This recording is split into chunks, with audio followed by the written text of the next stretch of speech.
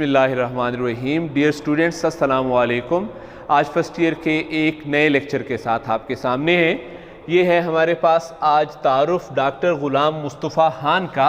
It means के हम ना करते हुए 2 सबक ख़त्म कर चुके हैं। ये भी एक बड़ा कंट्रीब्यूशन है कि ऐसे टाइम में और मोबाइल्स के ज़रिए जहाँ पे मुश्किल से एक पैराग्राफ पढ़ाया जा सकता है, हमने 2 सबक ख़त्म कर लिए। हम पेज नंबर 15 पर हैं, 15 नंबर सफ़ा है, ऐसे भी मैंने लिख दिया है। एक्टिविटी नंबर 1 है, हम पहले तोड़ लिख रहे थे, अब अल्फाज को जोड़ रहे हैं। असल में शायद किसी को ये बेस्तेस बात लगती होगी, गैर ज़रूरी बात लगती होगी, लेकिन फ़े को अलिफ़ के साथ कैसे मिलाना है, अलिफ़ को कितना ऊपर खींच कर लेकर जाना है, ये बात बहुत ज़रूरी है। काफ कैसे बनेगा, कश उसका कैसे आएगा, अलिफ कितना दूर जाएगा, ऊपर जाएगा, फिर ये वाला काफ अलिफ के साथ मिलेगा। हालांकि काफ तो देखिए ये वाली है ना, हमने ये सीखी है, लेकिन जब यही काफ जब अलिफ के साथ मिलती है तो देखें इसकी क्या शेप होती है। अक्सर बच्चे इसको छोटा सा लिखते हैं, देखें अब ये और ये छोटे हैं, लेकिन ये काफ़ी बड़ा लिखना है। इसी तरह लाम जो है, असल में मार्कर के साथ थोड़ा सा फ़र्क होता है पेज पर लिखने के मुकाबले में। लाम कैसे डालना है और अलिफ उसके साथ कैसे मिलाना है, ये राइटिंग की प्रैक्टिस है। एक्टिविटी नंबर 2 है, तमाम मुश्किल अल्फाज के मानी किताब पर सिर्फ ग्रीन या रेड पेन के साथ तहरीर करें। नीचे व्हाट्सएप नंबर दर्ज है, प्लीज़ इसके साथ आप अपने नेम्स ज़रूर लिखा करें ताकि अटेंडेंस में आसानी हो। हम पेज नंबर 15 खोलते हैं, हमारे पास है सफ़ा नंबर 5, सफ़ा नंबर 15 पर डॉक्टर ग़ुलाम मुस्तफ़ा खान का तारुफ। पैदाइश है 23 सितंबर 1912 की, वफ़ात है 25 सितंबर 2005 की। 25 सितंबर 2005, सॉरी सितंबर ही है, जी हाँ। और ये जबलपुर में पैदा हुए, हिंदुस्तान का शहर है। इनके वालिद का नाम गुलाब खान है। ये ताल्लुक़ रखते थे यूसुफ ज़ई कबीले से, कबीले का नाम है यूसुफ ज़ई और ये पठान कबीला है। और इस खानवादे से ताल्लुक़ रखते थे, कबीले के लिए, ख़ानदान के लिए, नस्ल के लिए, कास्ट के लिए एक नया नाम है खानवादा। और इनकी इब्तिदाई तालीम क्लास 1 से क्लास 5 तक इब्तिदाई तालीम जो है वो इन्होंने हासिल की है जबलपुर से। यहाँ मैंने साथ मुरक्कबे तौसीफ़ी भी लिख दिया है। आपको रिकॉल करता चलूँ कि मुरक्कबे तौसीफ़ी क्या है। हम ये पहले पढ़ चुके हैं और पहले सीख चुके हैं कि मुरक्कबे तौसीफ़ी क्या है और ये किसे कहते हैं। ये मुरक्कबे तौसीफ़ी बनता है सिफ्त से। पहले ये जाने सिफ्त क्या चीज़ है। सिफ्त कोई भी, किसी भी चीज़ की कोई भी खूबी या खामी जो है, ये सिफ्त है। सिफ्त के साथ जब इकट्ठा होगा मौसूफ़, मौसूफ़ वो इस्म है जिसकी खूबी या खामी बयान की जा रही है। सिफ्त और मौसूफ़ दोनों मिलकर मुरक्कबे तौसीफ़ी बनाएंगे। जैसे अभी हमने यहाँ पर देखा तालीम, तालीम यहाँ पर वो इस्म है जिसकी सिफ्त बयान की जा रही है। कैसे पता चलेगा कि कौन सी तालीम का जिक्र है? तो इब्तिदाई लफ्ज़ जब साथ लग गया, इब्तिदाई लफ्ज़ ये इस तालीम की कैटेगरी है, सिफ्त है, खूबी है, इसकी वजह से ये मुरक्कब बन गया। 2 अल्फाज इकट्ठे हो गए, 2 अल्फाज इकट्ठे हो के मुरक्कब बने। और कौन सा मुरक्कब बने? मुरक्कबे तौसीफ़ी बन गए। तो इब्तिदाई तालीम उन्होंने हासिल की है जबलपुर से। फिर आला तालीम, आला तालीम किसे कहते हैं? जब BA करने के बाद आप MA करेंगे, MPhil करेंगे, PhD करेंगे, तो इस तालीम का नाम आला तालीम रखा जाएगा। उसके लिए अलीगढ़ गए, अलीगढ़ मुस्लिम यूनिवर्सिटी है। डियर स्टूडेंट्स, आप बताएंगे कि ये यूनिवर्सिटी किसकी तामीर शुदा है, किसने बनाई थी, किसने इसकी बुनियाद रखी, किसने इसको स्कूल से कॉलेज और कॉलेज से यूनिवर्सिटी का दर्जा दिया। मेरा कभी भी कोई सवाल ऐसा नहीं होगा जो मैंने नहीं बताया होगा, ये मैंने बताया हुआ है, इसलिए आप इसका जवाब देंगे। अलीगढ़ मुस्लिम यूनिवर्सिटी में आपने क्या पढ़ा? नंबर 1 फ़ारसी, उर्दू और कानून यानी लॉ की एजुकेशन हासिल की। इसके बाद वो अमरावती कॉलेज गए, इदारे का नाम है, कहाँ पर है? नागपुर है। एक अच्छा MCQ है, ये जगह का नाम है, कहाँ पर है ये जगह? ये हिंदुस्तान में है। वहाँ पर बतौर उनको एक ओहदा मिल गया, उनको हैसियत मिली और बतौर क्या, उस्ताद की हैसियत से उस्ताद के ओहदे पर बतौर उस्ताद वहाँ पर मुलाजमत कर ली अमरावती कॉलेज में। जब क़याम पाकिस्तान हुआ यानी 1947 पाकिस्तान बना, अब ये मुरक्कब भी एक मुरक्कब है, ये मुरक्कब इजाफ़ी है। डियर स्टूडेंट, जब आपके पास इस किस्म का मुरक्कब आ जाएगा, जैसे एक अभी हमने सीखा मुरक्कब तौसीफ़ी, अब मैं आपको मुरक्कब इजाफ़ी भी बताता चलूँ। आप देखें, जैसे वहाँ हमारा लगा हुआ था क़याम पाकिस्तान, आपके लिए एक अच्छी हिंट है। एक तो ज़ेर लगा है, ये इसकी पहली खूबी है कि इजाफ़त का कसरा लगा है। इजाफ़त का कसरा लगने की वजह से ये मुरक्कब इजाफ़ी है। लेकिन बाज़ औक़ात मुरक्कब इजाफ़ी और बाज़ मुरक्कब तौसीफ़ी में फ़र्क करना इसकी वजह से मुश्किल हो जाता है। इसलिए एक और एक्टिविटी कर लिया करें। वो क्या करें, आप इस तरकीब को, जो ये तरकीब है, इसको उल्ट कर लें। पाकिस्तान आखिर में था, पहले ले आएँ। क़याम बाद में था, पहले था, बाद में ले जाएँ। इसके दरमियान में का, के और की फिट करें। अगर कोई एक चीज़, पाकिस्तान का क़याम, पाकिस्तान के क़याम, ये दुरुस्त बैठ रहा है, अगर ये इस तरह दुरुस्त हो रहा है तो आंखें बंद करके ये मुरक्कब इजाफ़ी है। ये मैंने आपको इसकी हिंट बता दी, या इसका मैंने आपको तरीका बता दिया कि कैसे आप इसको पहचानेंगे। तो ये मुरक्कब इजाफ़ी है।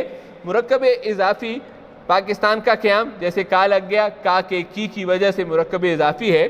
तो वहाँ आ गए, वहाँ पहले उर्दू कॉलेज में मुलाजमत शुरू की, फिर वहाँ से सिंध यूनिवर्सिटी चले गए।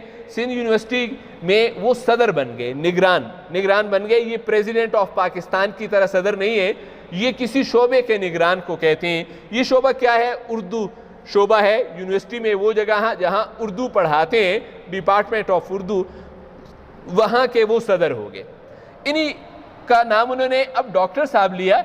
याद रखिएगा कि हम तो समझते हैं कि सिर्फ MBBS करने वाले लोगों को, जो कि मेडिकल डॉक्टर होते हैं, उनको डॉक्टर बोला जाता है, लेकिन ये वैसे डॉक्टर नहीं थे।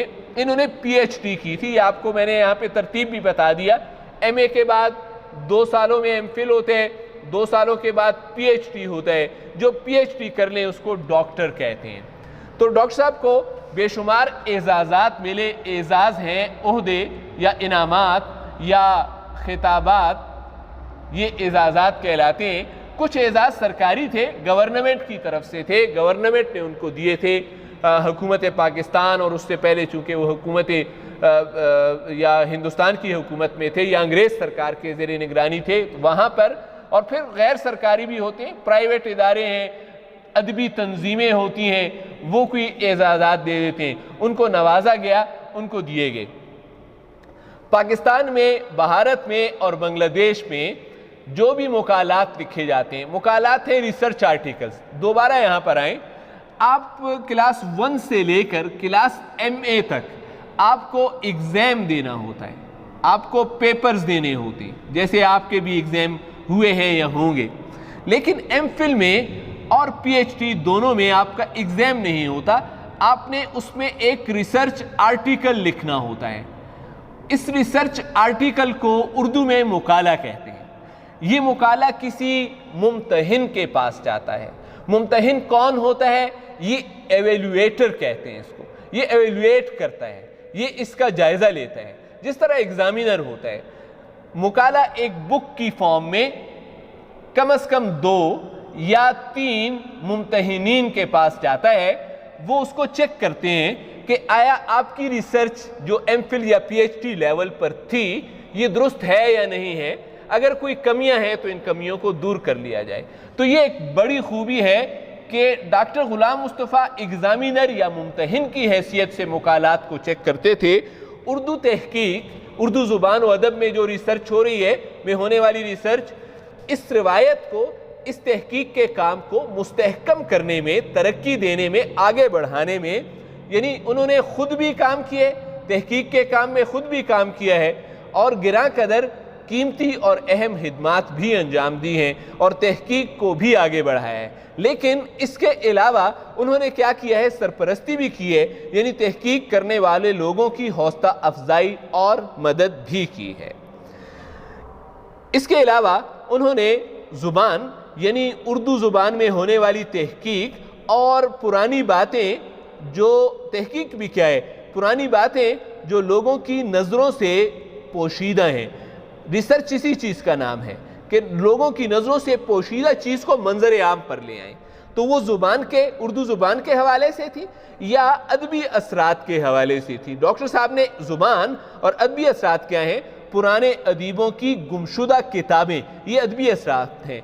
इन दोनों चीज़ों को दरियाफ्त किया, सामने लाए, ढूंढी ये किताबें, और अगर कोई तहरीर लिखी तो उनमें डॉक्टर साहब का उस्तूब, डॉक्टर साहब का नाम क्या है, डॉक्टर गुलाम मुस्तफ़ा खान, बार बार इस नाम को पुकारना चाहिए, बार बार इस नाम को लिखना चाहिए।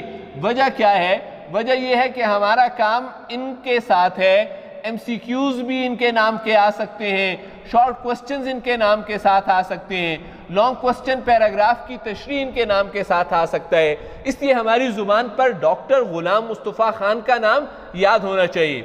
इनका उस्तूब, लिखने का अंदाज़ सादा और सलीस है, बहुत आसान है, या आसानी से समझ आ जाता है। छोटे छोटे जुमले लिखते हैं। आप देखें, जब किसी की तहरीर में बड़े जुमले होंगे तो वो बड़े जुमले समझ से बाहर हो जाते हैं। ये छोटे छोटे जुमले लिखते हैं, और इन छोटे छोटे जुमलों में अपना मानी और मतलब, जो मौजू वो बताना चाहते हैं या जो मकसद वो बताना चाह रहे हैं, चाहे वो दीनी मालूमात दे रहे हैं, मजहबी बातें कर रहे हैं, चाहे वो इल्मी या अदबी या तहकीकी बातें बयान कर रहे हैं, उनका अंदाज़े बयान जो है, बात को बयान करने का अंदाज जो है वो कैसा है? तौज़ीही है, वजाहत से बयान करते हैं। तशरीह है, किसी लफ्ज़ के तमाम मानी खोल कर बयान कर देते हैं। तो ये तौज़ीही और तशरीही अंदाज है उनका। अगर वो कोई दकीक ख्यालात भी पेश करते हैं, मुश्किल नज़रियात, मुश्किल फ़लसफ़ियाना बातें जो हैं, वो फ़लसफ़ियाना बातें दकीक ख्यालात कहलाएंगी। ये कैसे कर देते हैं? इनको नहायत आसानी के साथ करते हैं, आसान अंदाज में बयान कर देते हैं। और दूसरा पहलू क्या है? रवानी के साथ, यानी पढ़ते वक्त कोई रुकावट नहीं होती, अल्फाज अपने मुकम्मल मफ़हूम के साथ अदा हो जाते हैं। तो इसलिए दकीक ख्यालात को आसानी और रवानी से कलम बंद कर देते हैं, तहरीर कर देते हैं। इनकी तहरीर में हमें इनकिसारी नज़र आती है, कोई गरूर और तकब्बुर नज़र नहीं आता, आजिज़ी नज़र आती है, आजिज़ी है, तकब्बुर नहीं है, सादा बयानी है, तहरीर में सादगी है, यानी आसानी से समझ आती हैं। फ़ारसी में इनकी महारत, फ़ारसी ज़ुबान में जो इनका अबूर है वो मुसल्लिम सबूत है, तस्लीम शुदा है, माना हुआ है। डियर स्टूडेंट्स, एक्टिविटी नंबर 3 है, तसानीफ़ आपने लिखनी है, उनकी किताबें के नाम नोटबुक पर लिखना है। कोई भी एक्टिविटी फजूल नहीं होती है, ये थकाने के लिए नहीं होती है, ये कॉपी काली करने के लिए नहीं है, बामकसद होती है। जैसे आपसे राइटिंग करवा रहे हैं तो राइटिंग इम्प्रूव हो जानी चाहिए। अब अगर मैं तसानीफ़ लिखवा रहा हूँ तो मकसद ये है कि एक दफ़ा आपकी नज़र से ये तसानीफ़ इसी तरीके से गुजर जाएंगी। आप देखें कि हम जुमले तो पढ़ लेते हैं, तसानीफ़ तो रीड नहीं करते ना, इस बहाने आपकी नज़र इस पर पड़ जाएगी, आप एक दफ़ा इसको लिख लेंगे। डियर स्टूडेंट्स, उम्मीद है कि आपने लेक्चर को अच्छे तरीके से नोट कर लिया गया होगा। आज की एक इंतहाई अहम बात, वो बात यह है कि इंशाअल्लाह ये लेक्चर आपको मिल रहा है आज हफ्ते को, और आज हफ्ते से ही आपने अपने एग्ज़ाम की तैयारी शुरू कर देनी है। आपका एक एग्ज़ाम होगा, और एग्ज़ाम जो है वो डेट शीट यहाँ पर मैं भी आपको लिखवा लेता हूँ, अपने पास लिख लें, वरना आपके जो ग्रुप्स बने हुए हैं उसमें भी ये चली जाएगी। और एग्ज़ाम बहुत आसान है, आपका मंडे से स्टार्ट है। मंडे को 20 डेट है, 27 2020, फिर 21, 22, 23, 24 और 25, ये 6 डेज़ पे एग्ज़ाम हो रहा है। ये मंडे है, ये ट्यूसडे है, वेडनेसडे, थर्सडे, फ्राइडे और सैटरडे। अल्फ़ाबेटिकल ऑर्डर में पेपर रखें ताकि आपके लिए भी आसानी हो। बायोलॉजी है, इसके बाद केमिस्ट्री है, इसके बाद इंग्लिश का पेपर होगा, और इंग्लिश के बाद यहाँ पर जो है वो मैथ्स का पेपर है, और फिर फिज़िक्स का पेपर है, और आखिर में उर्दू का पेपर है। बायो वाले जो है इस दिन पेपर देंगे, इस दिन फ्री होंगे, मैथ्स वाले इस दिन फ्री होंगे। और आपका जो पेपर होगा बेटा वो इंतहाई आसान है। 5 फिल इन द ब्लैंक्स हैं जो पढ़ा दिया अभी तक आज तक, और 2 शॉर्ट क्वेश्चंस हैं और 2 लॉन्ग क्वेश्चंस का एग्जाम होगा, 2 लॉन्ग क्वेश्चंस। ये आपने आंसर शीट पर सॉल्व करने हैं। आंसर शीट पर ऊपर अपना नेम, एडमिशन नंबर और क्लास, सब्जेक्ट ये वाज़े लिख देना है आपने, और इसी पर आपने व्हाट्सएप नंबर भी दर्ज करना है जिस पर आपको आपका रिजल्ट शो किया जाएगा। और इसके बाद आपने वो पेपर सॉल्व करने हैं। सॉल्व करने के बाद इन तमाम पेपर्स को इकट्ठा करके एक फाइल बनाकर आपने कॉलेज भेज देने ताकि उनको मार्क करना आसान हो जाए। जो बच्चे दूर के हैं, दूर के बच्चे तमाम पेपर्स को इकट्ठे करके लिफाफे में डाल के डाक एड्रेस पर भेज सकते हैं। हमारे पास वो बच्चे भी हैं जो दुबई से और बलूचिस्तान लोरालाई से पढ़ने वाले हैं, ज़ाहिर है उन्होंने भी अपने पेपर्स भेजने हैं, तो व्हाट्सएप पर पेपर सॉल्व करना नहीं, चेक करना मुश्किल होगा। वो डाक का एड्रेस लिखें,